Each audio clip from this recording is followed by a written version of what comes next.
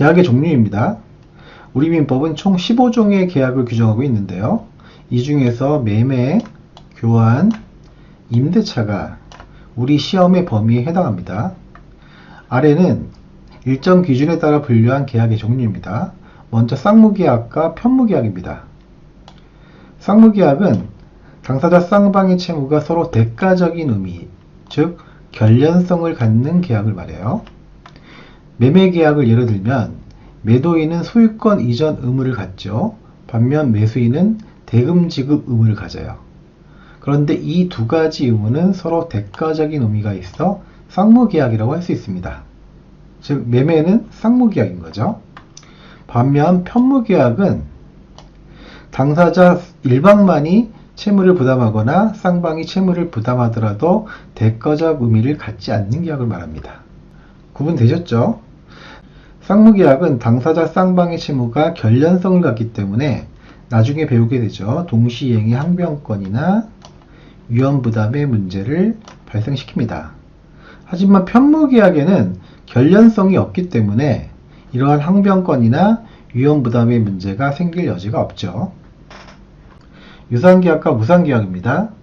유상계약은 당사자 쌍방이 계약의 전 과정을 통하여 대가적 출연을 하는 계약을 말해요. 매매계약에서 매도인은 재산권을 출연하는 것이고 매수인은 대금을 출연하잖아요. 따라서 유상계약이죠. 반면 무상계약은 당사자 일방만이 출연하는 거예요. 다른 상대방은 반대급부를 출연하지 않죠. 유상계약은 대가적 출연이 있기 때문에 매도인에게 담보 책임을 묻죠. 하지만 무상계약은 대가적 출연이 아니기 때문에 담보 책임이 없어요. 그리고 쌍무계약은 항상 유상계약이에요. 쌍무계약이면은 유상계약인 거예요. 하지만 거꾸로 유상계약이 항상 쌍무계약인 건 아닙니다. 마지막으로 낙선계약과 요물계약입니다. 낙선계약은 당사자의 합의만으로 성립하는 계약을 말하죠. 예를 들어 매매계약이 그렇잖아요. 매매계약은 당사자의 합의만으로 성립하니까 낙선계약이에요.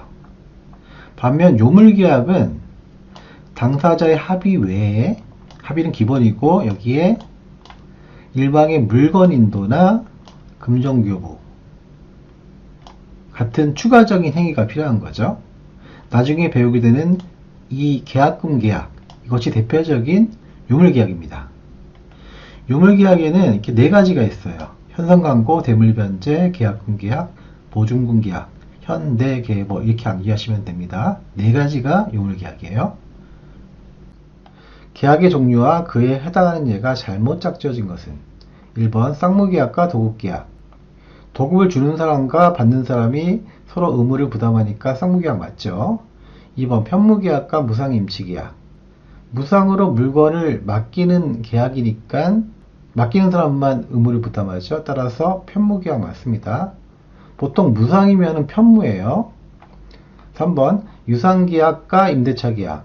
그렇죠? 임대차 계약할 때 차임을 주고받으니까 대가적인 관계가 있는 거잖아요. 유상계약 맞고요. 4번 무상계약과 사용대차계약. 사용대차는 무상으로 빌려주는 거예요. 따라서 무상계약 맞아요. 5번 낙선계약과 현선광고계약. 아니죠. 현선광고계약은 대표적인 요물계약이죠. 낙선계약으로 되었기 때문에 틀린 질문인 거예요. 5번이 답이에요. 계약의 유형에 관한 설명으로 옳은 것은 1번 매매계약은 요물계약이다. 아니죠. 매매계약은 낙선계약이에요. 당사자의 합의만으로 성립하니까요. 2번 교환계약은 무상계약이다. 아니죠. 교환계약도 대가를 주고받는 거잖아요. 따라서 유상계약이죠. 유상계약. 3번 증여계약은 낙선계약이다. 그쵸? 당사자 합의만으로 성립하니까 낙선계약 맞습니다. 따라서 3번이 답이에요. 4번 도급계약은 요물계약이다.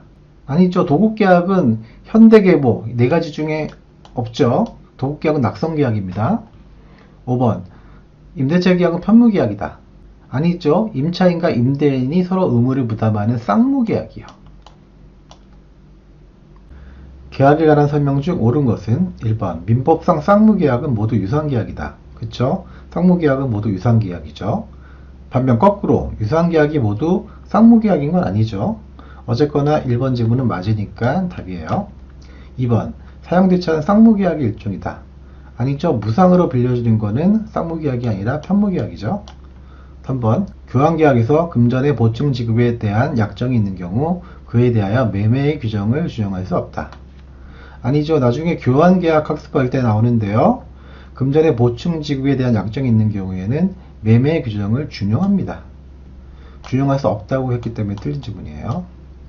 4번 유상계약과 무상계약을 구별하는 실익은 유상계약이 하나여 위험부담의 문제가 발생하기 때문이다. 아니죠. 유상계약과 무상계약을 구별하는 실익은 위험부담이 아니라 담보책임이에요. 담보책임. 여기 보시면은 유무상책임의 구별실익은 담보책임이고요. 쌍무냐 편무냐 이런 계약의 구별실익은 위험부담이 됩니다. 즉 대가적 출연이 있는 경우에만 담보책임을 진다라는 거고요. 둘 다 의무가 있는 경우에 위험부담의 문제가 발생한다는 거죠. 잘 기억하세요. 5번 임대인이 임대 목적물에 대한 소유권 등의 처분 권한을 갖고 있어야 임대차 계약이 유효하게 성립한다.